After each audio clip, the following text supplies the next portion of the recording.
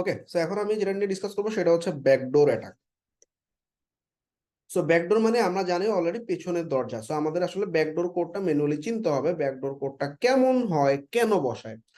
So সোজা হিসাব, somehow সাইটে যদি কোনোভাবে কেউ অ্যাক্সেস পায় বা থিমের ফাইলের ভিতরের ফাংশন ডট পিএইচপি ফাইলটার অ্যাক্সেস পায়, সেখানে সে ব্যাকডোর গুলো পুশ করে এবং ইন ফিউচারে সে ইউজার নেম এবং পাসওয়ার্ড এমন ভাবে দিয়ে রাখে, আমরা যদি ওয়ার্ডপ্রেসের প্যানেল থেকে সেই ইউজার নেম পাসওয়ার্ড রিমুভও করে দেই, সেটা বারবার তৈরি হতে থাকে। আচ্ছা, হাউ ইট ওয়ার্কস, তো আমি একটা ব্যাকডোর কোড দিছি, এখানে দুইটা ব্যাকডোর কোড আছে, দুই ধরনের ব্যাকডোর আমি তৈরি করে রাখছি। তো আমি জাস্ট এক ধরনের দেখাই।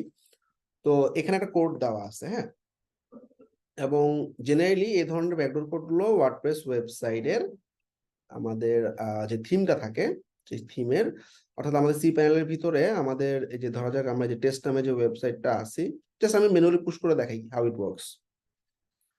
তো এই যে থিমের ভিতরে আমাদের যে অ্যাক্টিভ থিমটা আছে হ্যালো এলিমেন্টর, এটার মধ্যে ঢুকে এই অ্যাক্টিভ থিম কিন্তু অন্যটা না, এইটার ফাংশন ডট পিএইচপি তে ঢুকবো, ঢুকে একটু এডিট করব। আমাদের অ্যাড অ্যাকশন নামে একটা সেকশন আছে, এই অ্যাড অ্যাকশনের শেষ হওয়ার পর অথবা তার আগে, যে কোনো একটা আমি আগেই বসে, হ্যাঁ, এই অ্যাড অ্যাকশন লেখাটা অনেকগুলো থাকতে পারে, হ্যাঁ, তো আমি যে কোনো একটা অ্যাড অ্যাকশনের আগে এই লেখাটা বসায় দিলাম, হ্যাঁ।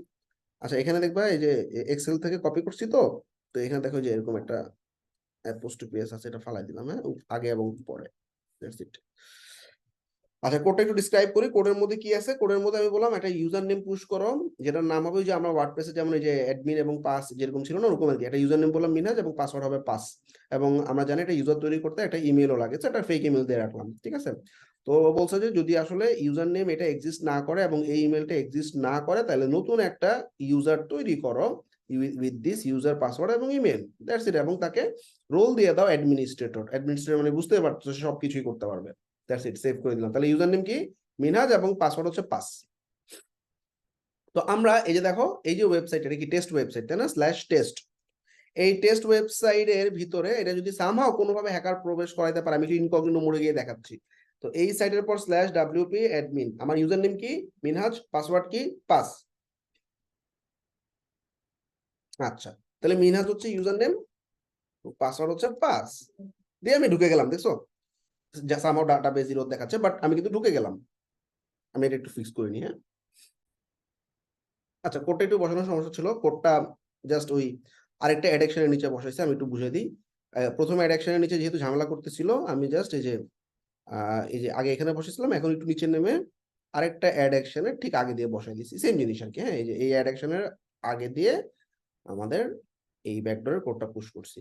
এনিওয়ে, এখন আমরা আমাদের ওয়েবসাইটটা যদি একটু দেখি, আমাদের ওয়েবসাইটে এখন অ্যাক্সেস করা যায় কিনা। Control shift N, incognito mode slash WP admin দিলাম, অ্যাডমিন দিয়ে আমরা ইউজার আইডি ছিল মিনহাজ, পাসওয়ার্ড ছিল পাস, তে ঢুকে যাচ্ছি। সো দেখো আমি ড্যাশবোর্ডে কিন্তু অ্যাক্সেস পেয়ে গেছি, মজার ব্যাপার। এবং আমি কেউ যদি আসলে মানে ধরা যাক হইতে পারে ক্লায়েন্ট বুঝতে পারলো, তো সে দেখলো যে ইউজারের মধ্যে এই যে মিনহাজ নামে একজন আসতো, ওকে ফালাই দিল, হ্যাঁ, ডিলিট।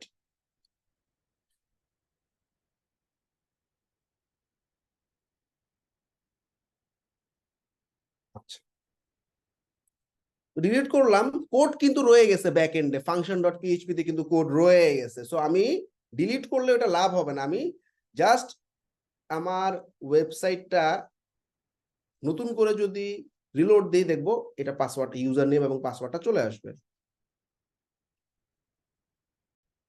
তো আমরা এই যে রিলোড দিলাম, রিলোড দেওয়ার সাথে সাথে দেখলাম আবার ডাটাবেসটা চলে আসছে, মানে ইউজারটা চলে আসছে। তার মানে আমি এখন ব্যাকডোর চিনে গেছি। প্রথমেই হ্যাক হওয়া ওয়েবসাইটে আমার ঢুকতে হবে, অ্যাক্টিভ কোন থিমটা আছে দেখতে হবে। আমরা দেখলাম অ্যাপিয়ারেন্স থেকে থিম নামে অপশনে গেলাম, যাওয়ার পর আমি দেখলাম এখানে আমার অ্যাক্টিভ থিম হচ্ছে হ্যালো এলিমেন্টর। এবার সি প্যানেল থেকে আমাদের যে টেস্ট ফোল্ডারটা আছে পাবলিক আন্ডারস্কোর এইচটিএমএল এর ভিতরে টেস্ট ফোল্ডারে ঢুকলাম। টেস্ট ফোল্ডারের ভিতরে ঢুকে আমি ডাব্লিউপি কন্টেন্টে গেলাম, এইটার ভিতরে আমাদের যে থিমটা আছে থিমের মধ্যে গেলাম, থিমের মধ্যে আমার অ্যাক্টিভ থিম হ্যালো এলিমেন্টর, এটার মধ্যে গিয়ে আমার মেইন কাজ হচ্ছে প্রথমেই যদিও এটা আমি যখন ইয়া করব, ওই যে ওয়ার্ডপ্রেস দিয়ে যখন আসলে আমি স্ক্যান করব, ও আমাকে বলে দিবে যে অমুক জায়গার মধ্যে কিছু ঝামেলা আছে বা আমার এরকম একটা ব্যাকডোর কোড আছে, ও আমাকে বলে দিবে যে কোন জায়গায় ব্যাকডোর কোড আছে। স্টিল আমরা একটু ম্যানুয়ালি চেক করে নিব, ব্যাকডোরটা খুবই রিস্কি এবং ম্যাক্সিমাম টাইমে আসলে ক্লায়েন্টদের সাইটগুলোতে লাইফ টাইম অ্যাক্সেস থেকে যায় হ্যাকারদের, সুতরাং ব্যাকডোর যাতে না থাকে এই জিনিসটা খেয়াল করতে হবে। তো আমরা আমাদের যে থিম আছে, থিম থেকে আমরা ফাংশন ডট পিএইচপি যে ফাইলটা আছে, ফাংশন মানে থিমের ভিতরে অ্যাক্টিভ থিমের ফাংশন ডট পিএইচপি ফাইলটাকে এডিট করবো, এডিট করে আমরা কি দিয়ে সার্চ করবো একটু খেয়াল করি। হ্যাঁ, সবসময় এই ধরনের ব্যাকডোর গুলো ইউজার দিয়ে তৈরি করা থাকে। তাহলে কন্ট্রোল এফ ইউএসই, আমরা যদি এখানে আসলে কন্ট্রোল এফ দেই, কন্ট্রোল এফ দিয়ে ইউএসইআর লিখলাম, হ্যাঁ, আমরা দেখতে পাবো এই যে এই কয়টা ইউজার। তাহলে আমরা দেখো এই যে ইউজার লিখে সার্চ করব ফাংশন ডট পিএইচপি তে এসে, তো আমরা দেখতে পাচ্ছি এখানে একদম দেখেই বোঝা যাবে এটা এই যে অ্যাড অ্যাকশন এখান থেকে শুরু করা হয়েছে, এবং এই অ্যাড অ্যাকশনের আন্ডারে এই হলো আমাদের ফাংশন, এবং এখানে আমাদের এই যে ইউজার নেম পাসওয়ার্ড দেখে আমি বুঝে যাচ্ছি এটা হচ্ছে ব্যাকডোর। ফালাই দিব এই কোডটা, সেভ করে দিব। আর আরেক ধরনের ব্যাকডোর আছে, আমি একটু চিনে দিই, একই জিনিসই ডিফারেন্ট, একটু ডিফারেন্টলি লেখা হয়েছে। এখানে আমাদের এখানেও কিন্তু যে ইউজার লিখে সার্চ করলে পাওয়া যাবে। তো এটা আরেক ধরনের ব্যাকডোর, এটা বেসিক্যালি আমি যখন চাবো তখন ক্রিয়েট হবে আর কি। হ্যাঁ, অর্থাৎ আমি এই কোডটা বসা রাখলে আমরা ওয়েবসাইটের ডোমেইনের পর question backdoor equals to go লিখলে তারপরে গিয়ে ইউজার এবং মানে ইউজারটা ক্রিয়েট হবে, তার আগ পর্যন্ত না। সিমিলার জিনিস, এটাও ফাংশন ডট পিএইচপি তে বসাই দিতে হবে। তো এই কোডটাও সিমিলার। তারপর আমি একটু দেখা দিই, এই কোডটা আমরা কপি করব, কপি করে এই অ্যাড অ্যাকশনটা আমরা আমাদের যে কোনো থিমের ভিতরে ফাংশনের ভিতরে অ্যাড অ্যাকশন আকারে প্রবেশ করালাম। সো এখানেও বলা হয়েছে একটা ব্যাকডোর পুশ করাবো, এবং আমি গেটের নামটা দিয়ে দিলাম হচ্ছে গো, এবং আমাদের ইউজার নেম যদি এক্সিস্ট করে এই নামে তাহলে তৈরি করবে না, যদি তৈরি না করে তাহলে নতুন একটা ইউজার তৈরি করো, সেটা নাম দিবা ব্যাকডোর অ্যাডমিন, পাসওয়ার্ড দিবা পাস, এই দুটো জিনিস আমরা যে কোনো টাইমে চেঞ্জ করতে পারি, ঠিক আছে। আচ্ছা, এরপর এটা অ্যাডমিনিস্ট্রেটিভ রোল থাকবে, একই জিনিস, তবে এখানে যে জিনিসটা সেটা হচ্ছে ওয়েবসাইটটাকে মানে এটা কোডটা পুশ করে সেভ করা থাকবে, কিন্তু ব্যাকডোর ক্রিয়েট হবে না যতক্ষণ না আমি চাবো।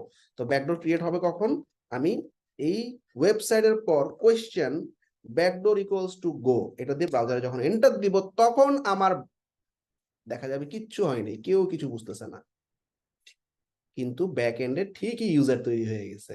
তো ইউজারের আইডি হবে ব্যাকডোর অ্যাডমিন, পাসওয়ার্ড হবে পাস, এটা দিয়ে আমি খুব সহজে ব্যাকডোর হিসেবে ঢুকে যেতে পারবো। সিমিলার কিভাবে ফালাবো, ফেলানোর জন্য আমাদের এই পিএইচপি মাই অ্যাডমিনে গিয়ে আমরা ইউজার লিখে সার্চ করবো। এখানেও দেখো ইউজার আইডি, ইউজার লিখে সার্চ করলে তুমি বুঝবা যে ফাংশনে ইউজার মানে কোনো ঝামেলা আছে। ফালাই দিলাম পুরো অ্যাডাকশনের কোড স্ন্যাপটা। So I think backdoor is easy for you, ব্যাকডোরটা মানে ম্যানুয়ালি চেক করে নেবা। এছাড়াও আমাদের ওয়ার্ডপ্রেস প্লাগইনও আসলে আমাদেরকে হেল্প করবে ফাইন্ড করতে। Thank you.